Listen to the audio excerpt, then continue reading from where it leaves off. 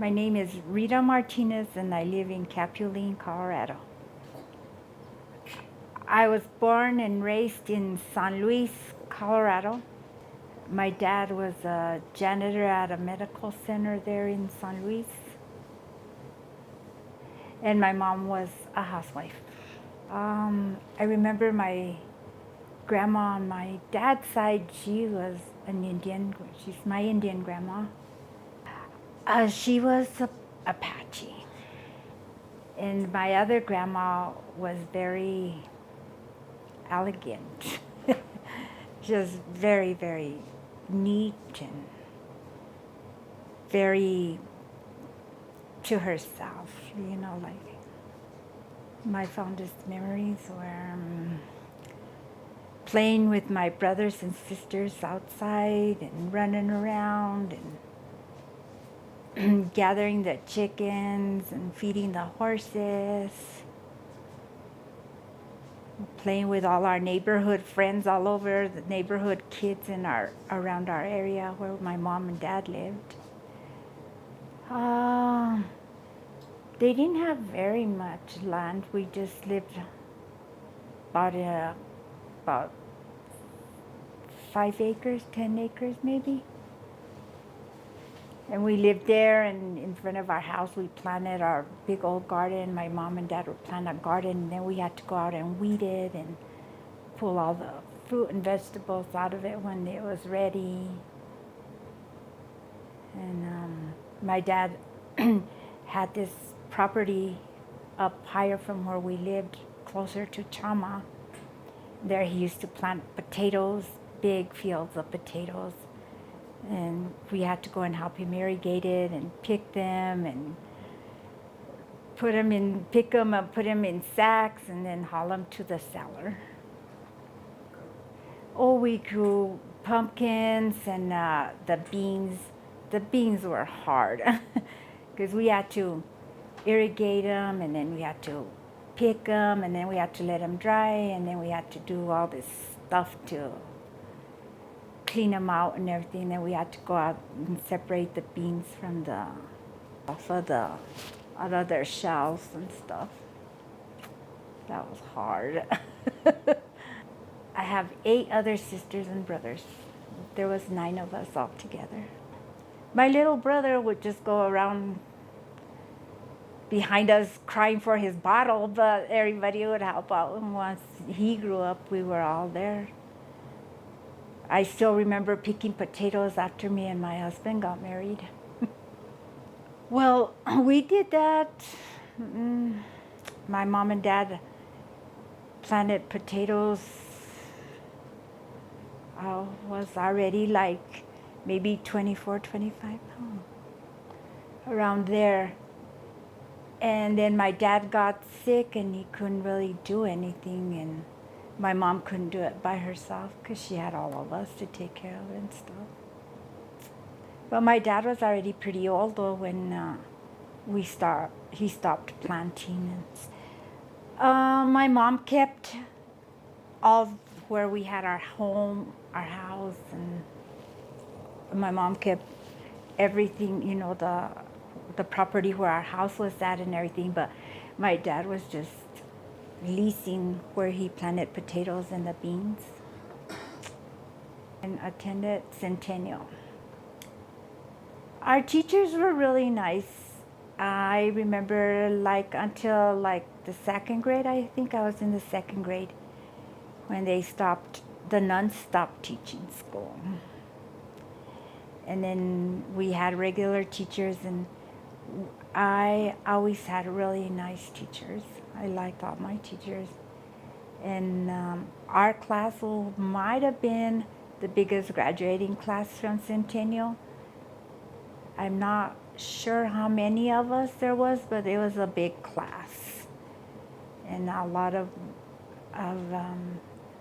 all our, I used to get along with all the students in my class, with all my classmates and stuff. I mean, our class was really huge. I don't know if because around that generation there was all these kids, and then little by little they just God seemed to be getting smaller and smaller. The nuns were rough. They were really strict. And they were a lot stricter than regular teachers and stuff. And they taught us a lot of religious classes. They're the ones that taught me how to read in English. I met Paul of May of 1975. I was going to Adams State, and he was a senior in high school. And he attended, and we were both, it was the Cinco de Mayo celebration. So I met him at the Cinco de Mayo dance at Adams State. And we got married in November 22nd of 1975. We've been married 40 years. I had 5 girls. I have 5 girls, 9 grandkids, and 2 great-granddaughters. And I'm very proud of all of them. My grandpa and my grandma always made bread and chicos. And my grandpa was the one that made our first horno at his house, at my grandpa's. And there my grandma would make bread and chicos. And my other grandma, my mom's mom, did the same thing, but she had it built outside. And she would cook chicos and bread and her turkeys for Thanksgiving in the hornos. I remember that. Oh, this stove has been handed from generation to generation. I think this stove was my mother-in-law's. And when she passed away, my husband inherited it. And so I brought it and put it in my kitchen. And there we make tortillas. And the tortillas come out great in that stove. It's a wood stove. It's all made of metal. And it has its own, they call it a calenton. They put it's a barrel and it keeps the water hot. It always has hot water in there. Use it for whatever. Well, back then my dad would just cut up all the meat and then we would sit there and wrap it. And then my mom would make morcillas. She would make morcillas and she would make chicharrones. And she would make pork skins. We'd use they'd put this big old lonjas, is what they call them. They're strip of like the skin and the lard. They're real thick.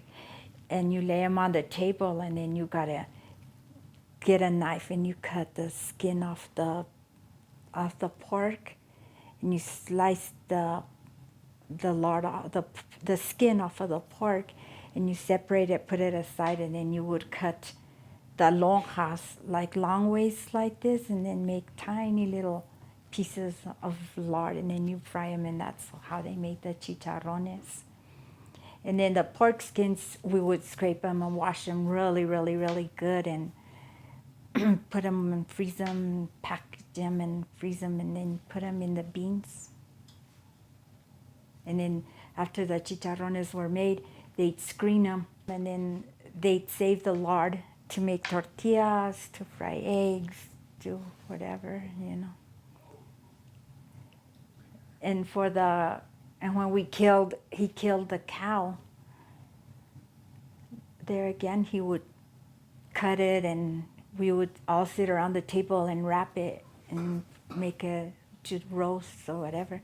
And then the panza, we would have to clean it and scrape it real good and everything, and that's what you make menudo with. Menudo is the stomach of the cow. And they just pull it out and then you clean it really good. You dip it in hot water. Then you bring it out and you scrape it and scrape it and scrape it, and then it would get cold and you dip it in hot water again, and there you scrape and scrape and scrape, and that's what you call tripe.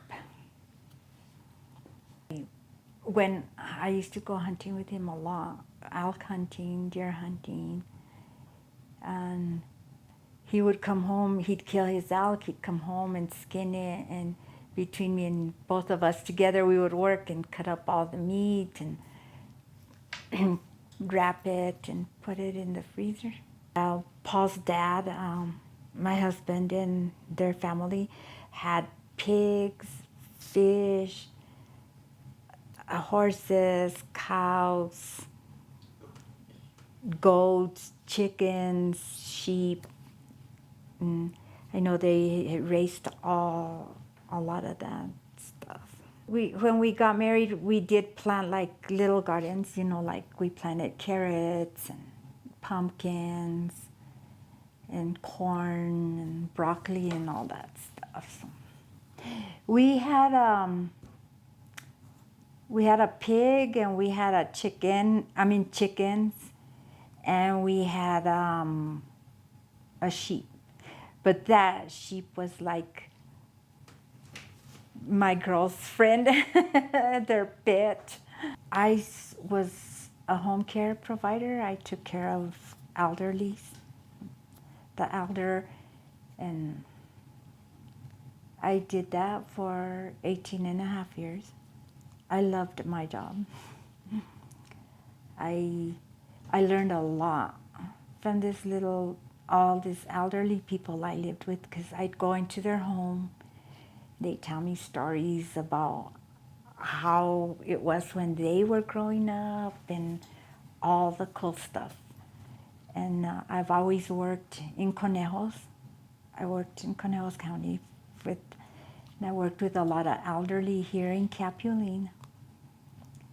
And I worked with this little old man. He was 98 years old. He was telling me about how wonderful Cap used to be. There was an airport here in Cap. Shocked me to hear that. And they had a baseball field and pictures and everything to watch the baseball games. And it was really, I guess it was really interesting here, back in the days. And so I learned a lot from the elderly. They have a lot to say, a lot of interesting. Their lives were really interesting. I took care of a lot of different people. And that's what I loved most of all, is to go in and just sit there and visit with them, telling me about how it was with them when they were growing up and stuff. One of my friends here in Cap asked me if I wanted to take care of her mom. And I said, sure, I would love to. And she goes, well, I'll go on. We went and we talked to the people of the nursing service, and my friend's mom was the first lady that I ever took care of. She was my first client. She was a lovely lady. And then from there, I just kept getting more and more and more clients, and it was really some of the women that I worked with. There was one lady that was telling me that her grandma got married at the age of 12. I was like, what? And her grandmother was 12 years old. She didn't even know what really was going on really at that age. I mean, that was young. And her husband would come home and find her playing with her, holding her doll pushing her doll on the swings or doing something, just too young to really know what was going on. She told me that her grandma was, they used to, back in the days, I guess, the parents would pick the people you were going to get married with. And this lady never told me why her grandma got married so young. And I'm like, at 12 years old, some girls have just started their time and everything, and I was like, gee, that was young. And And herself, she had a hard time, I guess, because they had a lot of kids. She had a lot of brothers and sisters, and she just had and they were really poor, because back then there really wasn't that great of jobs or anything, because this lady that I worked with was like 90 some years old. And she would just sit there and talk to me about her life and stuff. I learned that family, well, I've known this forever, but family is the most important. She says, especially when you get older, your family means the whole world to you. It's the family togetherness and the love, because you need that when you get old. And one lady always told me, she goes, always be good, never be sad, always, always be good. She says, and never be sad. Don't let nothing bring you down, because God is always there to bring you back up, she said. But never be sad, and never let nothing disappoint you. Or she says, always stay in good spirits, and you will have a very good life always. My home, the first lady that I took care of, this was her house. And I really liked it. I thought it was such a nice house. And so and I took care of this lady for 9 months. And I always thought it was so pretty of a house, you know, the way it was built, and it's the age of the house and everything, because my house is pretty old, and it's all adobe. It was handmade adobes, and they used like whatever they could find, you know, wood they could find or whatever, they did it. And so, and I really liked it, and my husband's brother bought it, and he decided to build his own house. So he built a really nice log cabin home for himself, and I bought the house from him. And this is where me and my family have lived for a long time. It was made in 1850 is what they were telling me when I first bought the house. I have structures behind my house. Years ago, they had it. They built these houses, and they're all made of adobes. They used to use those for migrant workers.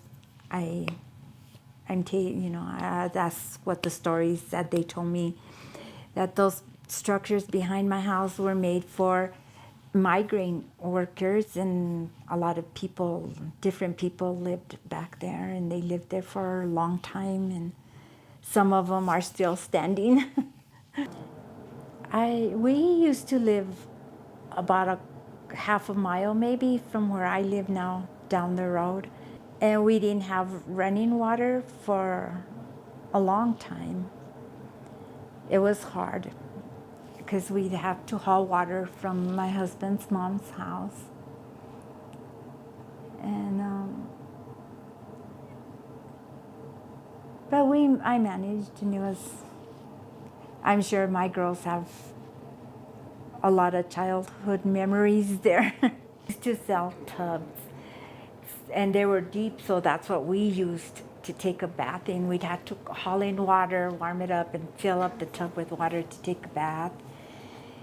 And we had to use an outside bathroom.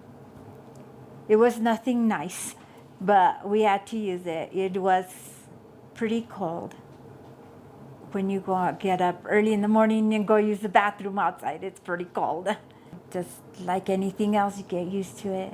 We'd have to pump water, and we'd fill up these big barrels of water, and my dad would put rocks on the bottom, and then we'd put the barrel on top, and he'd make a fire underneath, and he'd warm up water, and then me and my mom and my sisters would go and haul it, and my brothers would haul it in buckets into the ringer washer, and she would set the ringer washer right in the middle of our kitchen, And there she would wash clothes all day long. We would wash and hang clothes all day. I had to do that for a long time when my girls were little. I had to haul water and fill up the washing machine and wash clothes, but I'd keep the washer outside during the summer, and then in the winter I would put it right in the middle of my kitchen too. The girls would haul water and we'd bring the clothes and we'd all go and hang it out and stuff. When I got married, it was like right before we got married, my husband and his mom and dad went and asked me for my hand in marriage. And they went and talked to my mom and dad, and it was like a big get-together party, kind of. And then I bought my wedding dress in Mexico. It was pretty. It was really Mexican style, kind of. And we had to have a padrino and a madrina. And they're the matron, the maid of honor, and the best man. And these people, what they mean by matron of honor, maid of honor, and the best man, is that they will always be with you, help you out, and, having problems with your marriage or whatever, you go and, and you talk to them, and they should give you advice about, staying together and what it's like to be bond in marriage. And that's the duty of the maid of honor and the best man. And my mom and dad always believed that at a wedding you have to have something blue and something old. I had my ring girl and my ring boy. They carried my rings and our rings, and oh yeah, and I had it's called a rope.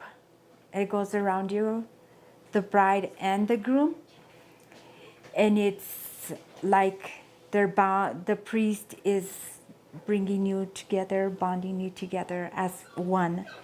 And the rope looks like a rosary, kinda. They're really pretty. It was made out of the same beads and stuff that I had on my veil. Oh, corales is what it was called. It's corales. And they put it around you, and they put it around your husband and that the priest blesses it and everything, and the priest explains what it's what it all means and stuff. And we had a band. We had a big wedding dance. Our band was called Aslan. They were friends of my husband that played in a band in San Luis, and they agreed to play for my wedding, and it was really nice. We did the wedding march, we did the entrega, and the entrega is when you come into the wedding, into the sala where you have your dinner and everything. After you have dinner and the reception's over, they set 2 chairs in the middle of the sala, and there the groom and the bride sit, and they put a big white sheet on the floor, and they sing the entrega. The entrega is that they're entregando the novios to each other, and that they're no longer a part of, that the parents have, that you're on your own, you're responsible for each other, and that's it, And people just throw money as they're singing the entrega. They throw money inside that, on top of that sheet. We did that, and we had the marcha. The marcha comes twice because they for our wedding, they did the marcha when we got out of the church, and everybody was waiting for us at the sala where we had a reception. And they played the marcha when everybody was at the reception. waiting for the groom and the bride to come in. They started playing. When we got there, all the wedding party walked in, and we did the marchas. We did the wedding march and everything, and then everybody just sat down and they served everybody. Everybody ate, and then they did the same thing. They played the marcha again. When the dance started at 9, so when all the groom and the bride got there, all the wedding party and everybody just got together and they marched in. They sang and they danced and did whatever, and we had that was during the dance. They have a dance where you could dance with the novio and the novia, and it's the dollar dance, whatever they call it. I think it's called the dollar dance. And everybody stands in line, and everybody gets turns to dance with the groom and the bride. And they pin money on your dress, on my veil. I had it pinned everywhere. Well, the purpose of it is that for the entrega, people just throw money to help the bride and the groom, get their life started, and they gather, and then all the flower girls just all get around in a circle, and they just gather the money and stuff, and they put it in a little white sack, and they tie it to my wrist right here. And the wedding and that's the same reason for the dollar dance for the novios. People just go out and dance and help you out with money, to help get your life started too. They had when I was young, and we were all young still, they had the night before Christmas, we would all the neighborhood kids would get together, and we'd go out saying Mis Oremos. That's like Halloween kind of, but for Christmas Eve. And people would throw candies, empanaditas, cookies. They pack them in like Ziploc baggies, and they throw them in your little bag, And then in the morning would be like the same thing, but in the morning, Christmas morning, you would say Mis Crismas. And people would do the same thing. They'd throw cookies, empanaditas, and candies and everything in. When I'd get home, my bag was full of stuff, and it was good stuff because baked goodies and all that stuff. The only place I've heard of them doing that, not the night before Christmas, but Christmas morning, is in El Rito. They still do that at El Rito. They gather the kids, they bundle the kids up, and they give them their little bags, and they go around saying Mis Crismas. And but that's the only place I've ever heard they do it anymore. We used to do it night before Christmas and Christmas morning. It was a lot of fun. We had so much fun. And then for New Year's Eve, we'd all get together, be brats as well, actually. And we'd go in everywhere, because this wouldn't pertain Mis Años Nuevos. It wasn't the kids that would go out, it was the older people would go out, and they'd give you shots of whiskey and everything. And me and my brothers and our friends, being brats, we would go and do it, and but they wouldn't, because we were really young and everybody knew we were young. They wouldn't give us whiskey or anything, but we'd go out and sing with all these old people, singing. That's Christmas caroling, but for New Year's in Spanish. They'd say they'd sing the Christmas carols, but in Spanish for New Year's Eve. I remember like during Lent, I was kind of little still then, and I remember my mom and my grandma, because my grandpa, my dad's dad, was an hermano of the morada. And this was like, I don't know if they still do it today or not. I have no idea. I've never gone to any of them. I never attended them after we grew up and my grandpa passed away. But my grandpa was the hermano mayor of the morada. And we'd all have to go to the morada and we'd have to cook all these dinners like lunch and supper and everything. And then all the hermanos would get together inside the morada and they'd pass the muerte. I think that's what it was called, the muerte.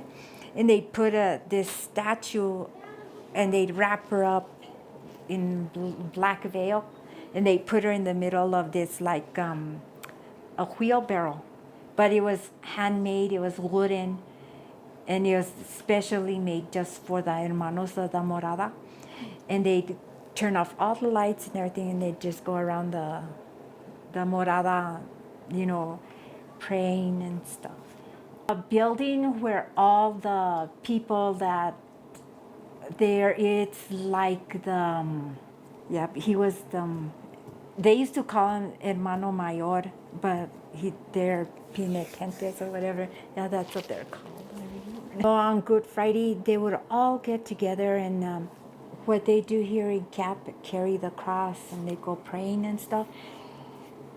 Antes, when I was little, it was the hermanos from the morada that did that. The elderly people, the elderly man, they would put the cross over their shoulder and they would carry it and they'd walk from the morada. And I don't remember where they would walk to, but I know they were all, I don't know if it was from the church or from the cemetery somewhere. They would walk and they would all carry the cross all the way to the morada. And they'd set the cross right in the middle on the altar of the morada. All the penitentes that would get together, and there was a lot of them back in the day when I was little, They would go and make balls of red chili with scrambled eggs. That's how I learned how to make chili with scrambled egg, because we had to make a lot of it and me and my sisters when we were younger, and and we'd have to set all the tables, the napkins and everything for the hermanos of the morada and stuff. And all the wives of all the penitentes would get together and would go and cook. They had this big old kitchen there at the morada, because it's like a big old building, and the morada is the one sacred place where all the hermanos or the penitentes or whatever would get together, and then the kitchen would be separate, but it was in the same building, but the kitchen was separate. They had this long old tables, I remember. And there is where they velar my grandpa when my grandpa died. Like he was the hermano mayor of the morada. They would put them inside the morada, and everybody would go in there and mourn them, just like they do, like they put the difuntos in the mortuary now. Well, they did that to my grandpa when he passed away. But they put him in the morada, not at the mortuary. They celebrated there at the morada. Oh yeah, my dad was too for a while, but Dad wasn't really that into it like Grandpa was.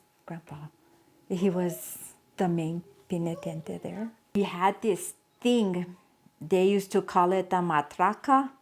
I think the matraca. And I was so afraid of that thing. It used to make this really weird noise. And it was